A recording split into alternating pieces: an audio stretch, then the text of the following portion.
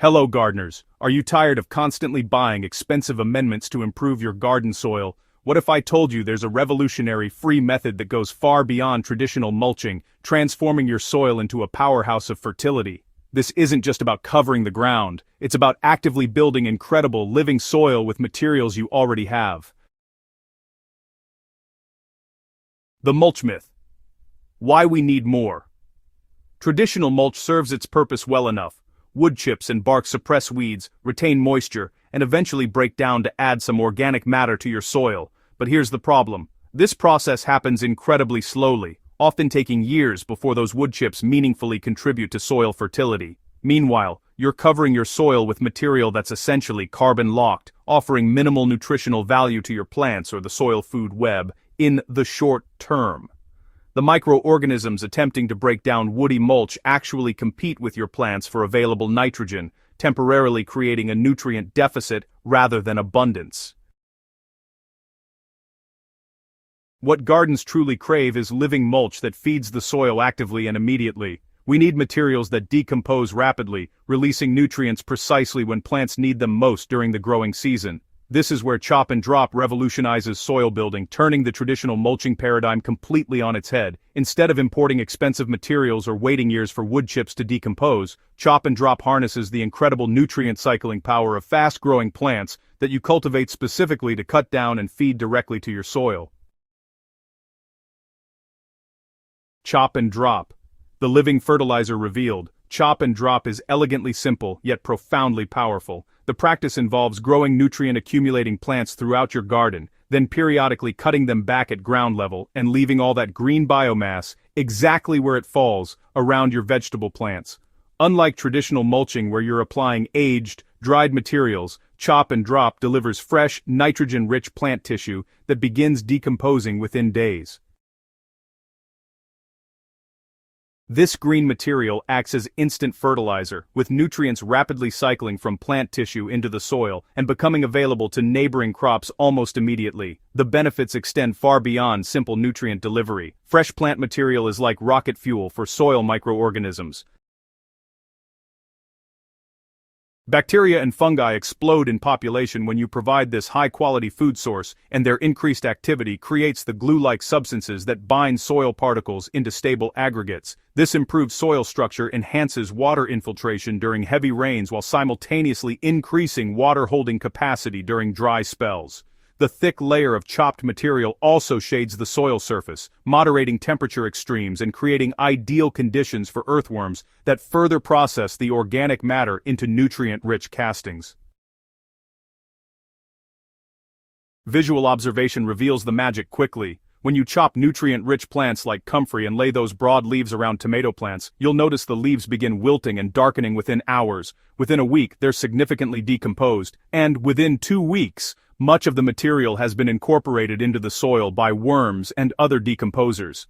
Compare this to wood chips that look virtually unchanged after months, and the superiority of chop and drop becomes undeniable. The key is, selecting plants with soft, succulent tissues that are high in nitrogen and break down rapidly, rather than those with woody stems that just resist decomposition. Your garden's secret powerhouse. These are the best plants for the job. Certain plants function as absolute superstars in chop and drop systems, and comfrey really sits at the top of this elite list. This deep-rooted perennial actually mines minerals from far below the topsoil, accumulating potassium, phosphorus, calcium, and other nutrients in its massive leaves. A single comfrey plant can be cut 3 to 5 times per season, and each time it provides armloads of nutrient-dense foliage to feed your vegetable beds. You can plant comfrey along garden edges or in dedicated patches, then harvest regularly by cutting the stems just a few inches above ground level. The plant rebounds vigorously, producing another flush of growth for your next harvest. Borage deserves equal celebration for its chop and drop prowess. This self-seeding annual grows quickly, producing succulent stems and leaves that decompose almost overnight when chopped. Borage accumulates calcium particularly well, making it ideal for feeding tomatoes, peppers, and other crops susceptible to calcium deficiency disorders like blossom end rot. Let borage self-seed throughout your garden, then simply chop it back whenever it starts crowding your vegetables. The beautiful blue flowers also attract beneficial pollinators, making borage a multifunctional garden ally. Nettles, despite their stinging reputation, rank among the most valuable chop-and-drop plants you can grow. Phenomenally high in nitrogen and various micronutrients, nettle foliage breaks down rapidly and feeds soil organisms intensely. Wear gloves when harvesting, but don't fear growing nettles in unused corners of your property. Dynamic accumulators like yarrow, chicory, and dandelion also excel in chop-and-drop systems, their deep taproots bringing up minerals that shallow-rooted vegetables cannot access. Even fast-growing crops like lettuce, spinach, and peas can be chopped and dropped when they bolt, turning potential waste into immediate soil food. The critical rule is avoiding diseased plant material and anything that's gone to seed. Chopping and dropping tomato plants infected with late blight will, unfortunately, spread disease spores throughout your garden. Similarly, dropping seed-laden weeds just creates future headaches rather than solving current problems. So, focus on healthy, vigorous growth cut before seed formation, and you'll avoid these common pitfalls entirely. Starting your chop and drop practice requires, honestly, minimal equipment and even less expertise. A sharp pair of pruning shears or a sickle will handle most jobs perfectly. Walk through your garden and identify chop and drop candidates, overgrown comfrey plants, sprawling borage, or nitrogen-fixing beans that have finished producing. Cut stems near ground level and immediately lay the fresh material around nearby vegetables that would benefit from feeding. Create layers several inches thick, but keep the material a few inches away from plant stems to prevent rot and pest harboring. In raised beds, chop and drop works spectacularly because you can control plant placement with real precision.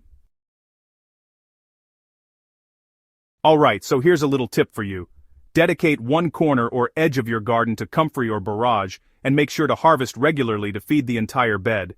You see, the contained space makes it really easy to observe how quickly materials decompose and how plants respond to that nutrient influx. And hey, in-ground gardens benefit equally. You might want to integrate chop and drop plants more strategically throughout the space instead of concentrating them in one spot. Even container gardens can get in on the action. Just grow nutrient accumulators in separate pots, then harvest their foliage to feed containers growing your veggies.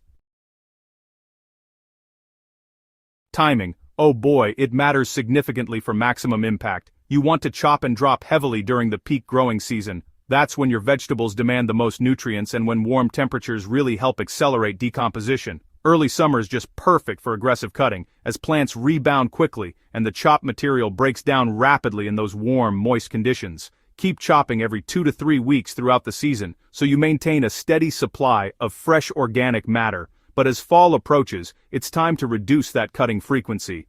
This allows your perennial chop and drop plants to store up energy for winter survival.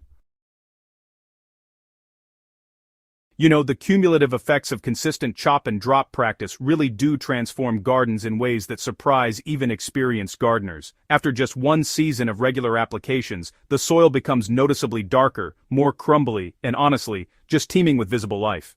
Earthworm populations absolutely explode when you provide them with a constant food supply, and their tunneling creates all these little drainage channels, while their castings enrich every cubic inch of soil. Beneficial fungi start to establish these vast networks that connect plant roots, which helps facilitate nutrient exchange. And yeah, it even improves drought resistance. All this biological activity builds real soil structure that resists compaction and erosion, while supporting increasingly productive harvests year after year. The practice also creates this remarkable resilience against environmental stresses. Gardens managed with chop and drop techniques maintain moisture longer during droughts because organic matter acts like a sponge, holding onto those water molecules. And then, during heavy rains, that improved soil structure allows for rapid infiltration rather than surface runoff, which really protects nutrients from leaching away. The diverse microbial populations fostered by regular organic matter inputs also suppress soil-borne diseases through competitive exclusion and antibiotic production, so you end up reducing plant health problems without any synthetic interventions. And, perhaps most importantly, chop and drop really embodies true sustainability. You're not importing fertility from somewhere else or mining those finite resources. Instead, you're capturing solar energy through photosynthesis, concentrating minerals from deep soil layers, and cycling these resources efficiently right within your garden ecosystem. Each season builds upon the last, creating these ascending spirals of fertility, rather than the extractive declining spirals that you see in conventional gardening. So, why not start experimenting with chop and drop this week by planting a few comfrey roots or just letting some borage self-seed? Share your results in the comments because your experiences honestly help fellow gardeners understand what works in different climates and conditions. And hey, subscribe to the Living Soil Lab for more practical techniques that transform gardening from expensive and exhausting into affordable and effortless. Plus, share this video with gardeners who are ready to supercharge their soil naturally.